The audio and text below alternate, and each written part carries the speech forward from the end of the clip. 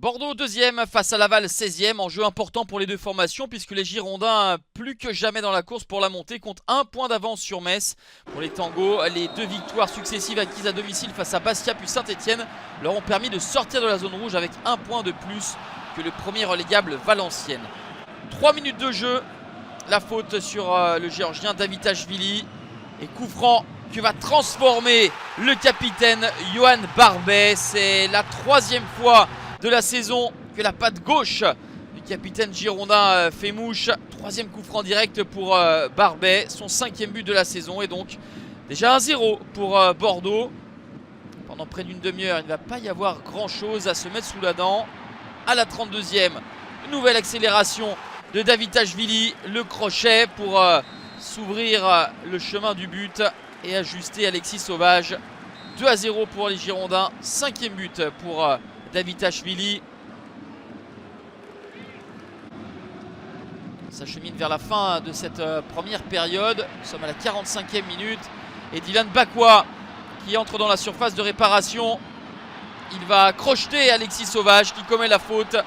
Le gardien lavallois, surpris par le changement de rythme de Bakwa.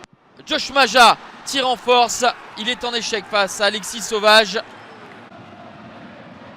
Dans les arrêts de jeu de cette première période, on va retrouver Josh Maja, le petit numéro long de ligne. Le Nigérian obtient un penalty. Deuxième possibilité pour Maja. C'est à côté en l'espace de 3 minutes. Maja a raté 2 penaltys. Lui qui avait pourtant converti les 7 précédents qu'il avait eu à tirer cette saison. On en reste donc à 2-0 à la mi-temps pour les Girondins. Alors bien sûr avec ces 2 penalty raté par Maja, l'écart aurait pu être plus important, mais Bordeaux est globalement en maîtrise face à des Lavallois plutôt inoffensifs. Les Girondins restent sur 4 victoires consécutives à domicile et déroulent encore au Matmut Atlantique. La faute d'Antonin Bobichon.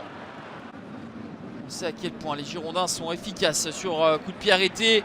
Davitashvili qui va trouver Stian Gregersen à la 49e minute. Ça fait 3-0. Premier but de la saison pour le défenseur norvégien. Et pour Laval, c'est une défaite qui se profile avant de recevoir Nîmes et d'aller à Amiens. Laval n'aura pas pu résister à cette formation bordelaise solide qui s'impose 3-0 et conforte sa 2e place.